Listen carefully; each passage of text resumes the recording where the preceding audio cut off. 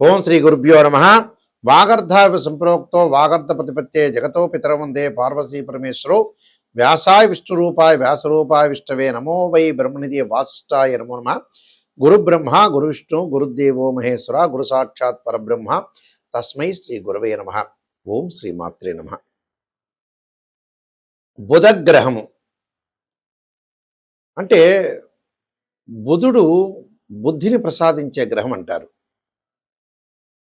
ఈ బుధగ్రహం వల్ల ఆలోచనలు ప్రణాళికలు సరైన సమయంలో సరైన నిర్ణయాలు తీసుకోవటము, మనకి భగవంతుడి జీవితంలో ఆరోగ్యపరంగా ఇబ్బందులు కలుగుతున్నాయంటే ఒక హింట్ ఇస్తుంటట.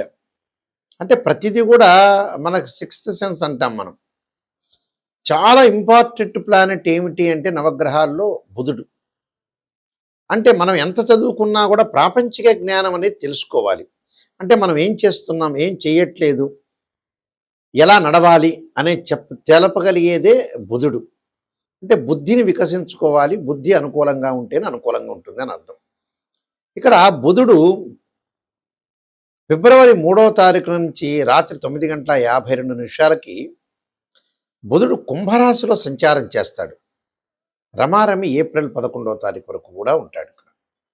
అంటే బుధగ్రహం ఏమిటి? ఫిబ్రవరి, మార్చి, ఏప్రిల్ అంటే ఎక్కువ రోజుల పాటు బుధుడు కుంభరాశిలో సంచారం చేస్తాడు.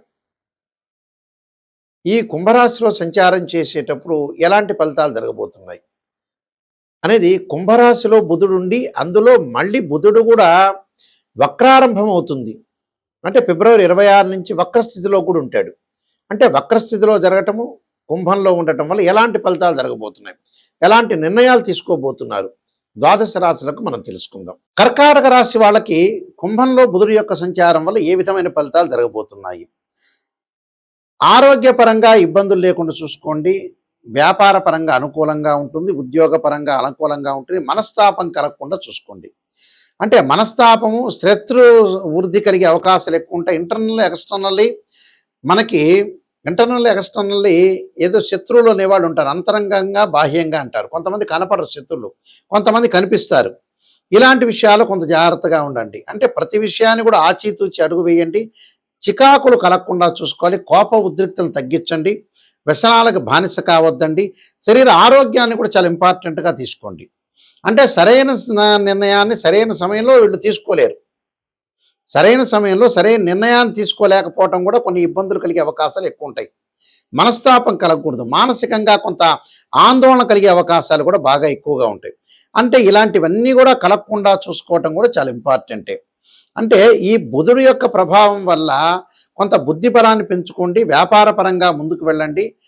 వ్యాపార పరంగా ముందుకు వెళ్ళటమే కాకుండా ప్రతి విషయాన్ని కూడా కొంత ఆలోచన చేసి ముందుకు వెళ్తే మనకు మంచి జరిగే అవకాశాలు ఖచ్చితంగా ఉంటాయి. నూతన వ్యాపారాలు ప్రారంభం చేయొచ్చు, దాని తప్పేమీ లేదు.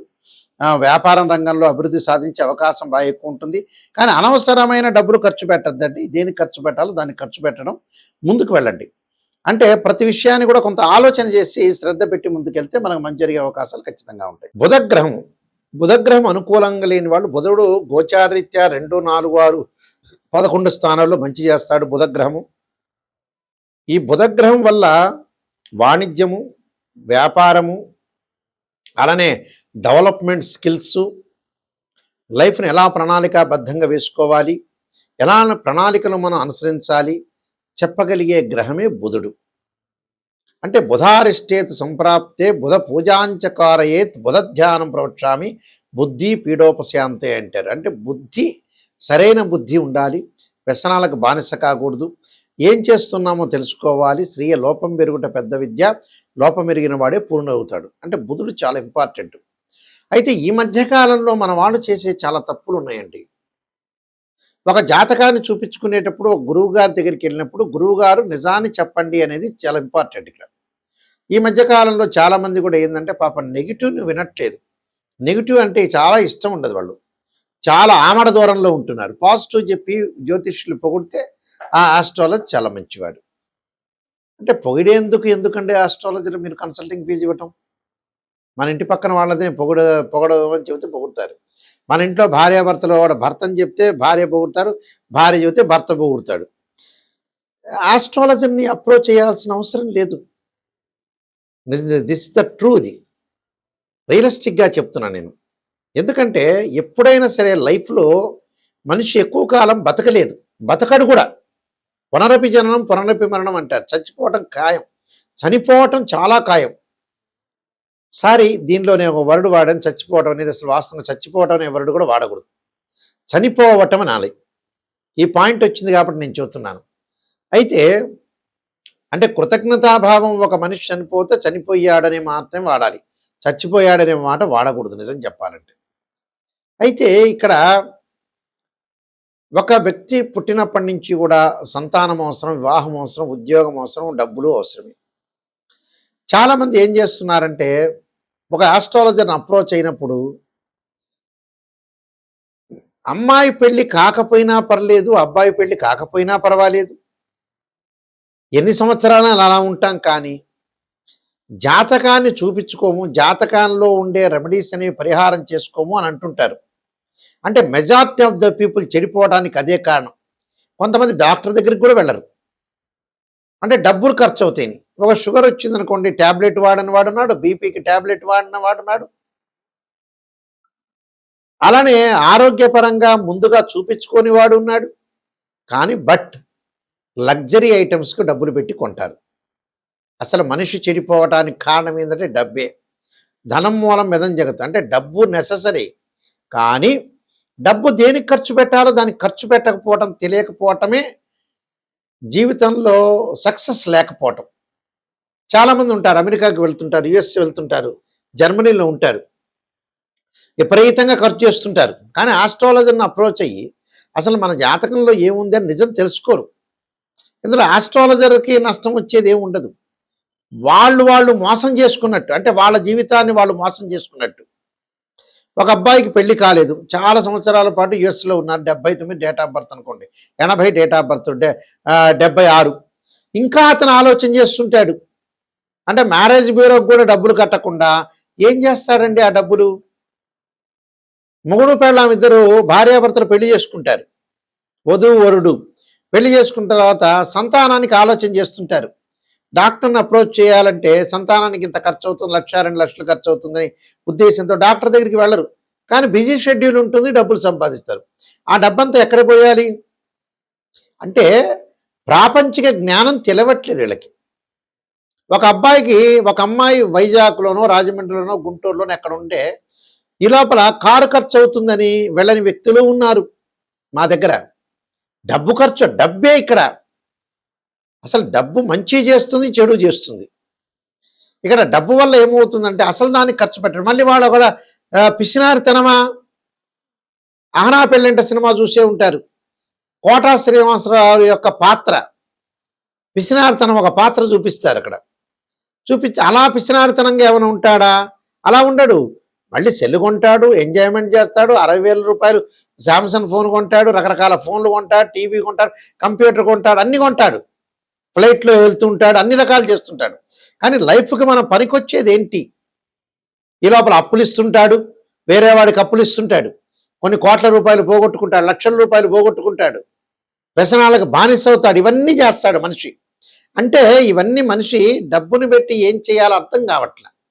మనం మంచి విషయానికి డబ్బు ఖర్చు పెట్టాలండి, ఒక డాక్టర్ని ఖర్చు పెట్టాలి, ఒక మ్యారేజ్ బ్యూరోకి డబ్బులు ఇవ్వాలి, ఒక దూర ప్రయాణం చేయాలి. మంచి అనేది ఎప్పుడూ కూడా డబ్బిచ్చి కొనుక్కోవాలి, చెడు ఎప్పుడు కూడా డబ్బిచ్చి వదులుకోవాలి. అంటే ఇవన్నీ కూడా మీరు గ్రహించండి, రియలిస్టిక్గా గ్రహిస్తేనే. చాలామంది కూడా ఆస్ట్రాలజర్ దగ్గరికి వాళ్ళ దగ్గర వెళ్ళిన తర్వాత ఏం చేస్తుంటారంటే, గురువు గారు నెగిటివ్ చెప్పొద్దండి, పాజిటివ్ చెప్పటం ఒకటి, మేము అన్ని పూజలు చేసామని అబద్ధాలు చెప్పటం. ప్రజల్లో ఎలా ఉందనంటే నిజాన్ని చెప్పట్లేదు. నేను చాలామందిని చూశా. నేను 95 దగ్గర నుంచి ఫీల్డ్లో చాలా సీనియర్ ఆస్ట్రాలజర్ని, నెంబర్ ఆఫ్ ఆస్ట్రాలజీ బుక్స్ రాశాను. మా నాన్నగారు కూడా ఇంటర్నేషనల్ మెంబరు, మా గ్రాండ్ ఫాదర్ గారు, వీళ్ళందరూ కూడా మేమంతా కూడా ఇలా ఆస్ట్రాలజీ వేదంలో ఉన్న వ్యక్తులం. నిజాన్ని గ్రహించి నేను రీసెర్చ్ చేశాను, అసలు మనుషులు ఎందుకు బాగుపడట్లేదు అని. నిజంగా మనుషులు ఎందుకు బాగుపడట్లేదు కారణం ఏంటంటే వాళ్ళ తప్పులే. వాళ్ళు నిజాన్ని చెప్పకపోవటం, సరైన విధానాన్ని చేయలేకపోవటం, డబ్బును ఖర్చు పెట్టలేకపోవటం. అంటే ఇవన్నీ కూడా జీవితంలో వీళ్ళు చేయాల్సిన తప్పులు ఏంటంటే వీళ్ళే స్వయంకృత అపరాధం అంటారు. ఇవన్నీ వీళ్ళు చేసే తప్పులే నిజం చెప్పాలంటే. కాబట్టి అలాంటివి చేసుకోవద్దండి. నిజంగా ఆస్ట్రాలజర్‌ని అప్రోచ్ కావండి. ఎవరైనా సరే నా స్క్రీన్ మీద స్క్రోలింగ్ నెంబర్ పడుతుంది. ఆ నెంబర్‌కి మీరు ఫోన్ చేయొచ్చు. డైరెక్ట్‌గా నాకే వస్తుంది. అయితే నిజాన్ని తెలుసుకునే వ్యక్తులు మాత్రమే నాకు ఫోన్ చేయండి. నేను నంబర్ ఆఫ్ 15 పుస్తకాలు రాశాను. అలానే కాలసర్పయోగము, కాలసర్పయోగ చంద్రిక, రాహుకేతులు, ఛాయాగ్రహాలు, పుత్ర గణపతి వ్రతము, స్వప్న శాస్త్రము, బా అలానే జాతక చంద్రిక, వివాహ మార్తాండము, సర్వదేవతా గోత్రులు పార్ట్ 1, పార్ట్ 2, బృహత్ పరిహార సింధు, ఇలాంటి నెంబర్ ఆఫ్ వాస్తు ఆస్ట్రాలజీ సంబంధించిన గ్రంథాలన్నీ రాశాను. మీరు వీలైతే www.nayakhande.com nayakhande.in చూడండి. చూసి నిజాన్ని తెలుసుకునే వాళ్ళు మాత్రమే నాకు ఫోన్ చేయండి. అంటే జీవితంలో ఈ నాయకండి గారి దగ్గరికి వెళ్తే నేను బాగుపడతాననే వ్యక్తులు మాత్రమే నాకు ఫోన్ చేయండి. పొగిడే వ్యక్తులు ఎవ్వరు కూడా ఫోన్ చేయొద్దండి. పొగిడే వ్యక్తులు మీ పక్కింటికి డబ్బులు ఇవ్వండి, వాళ్ళు మిమ్మల్ని పొగుడుతారు. ఇలాంటి విషయాలన్నీ కూడా గ్రహించండి. అయితే బుధుడికి సంబంధించిన దోషాలు పరిహారం చేసుకోవచ్చు. బుధ జపము, అలానే ఆదిత్యాది నవగ్రహాల యొక్క ప్రదర్శన బుధవారం కూడా చక్కగా బుధుడి యొక్క హోమం చేయటం ఒకటి. అలానే బుధగ్రహం ఉంటుంది నవగ్రహాలు, అంటే పెసలు దానం చేయటం, అలానే గ్రీన్ కలర్ అంటే ఆకుపచ్చని క్లాత్ బట్ట దానం చేయాలి. ఆకుపచ్చని వస్తువులు, ఆకుపచ్చని సంబంధించినవన్నీ కూడా దానం చేయటం ఒకటి. అలానే బుధుడి యొక్క ప్రదర్శనలు చేయటం ఒకటి. విష్ణు సహస్రనామ పాలనం చేసుకోవాలి, లలితా సహస్రనామ పాలనం చేసుకోవాలి. అలానే దానం కూడా చేయటం వల్ల మంచి జరిగే అవకాశాలు ఖచ్చితంగా ఉంటాయి. మీరందరికీ కూడా మంచి జరగని ఆశిస్తూ సర్వే జనా సుఖినో భవంతు.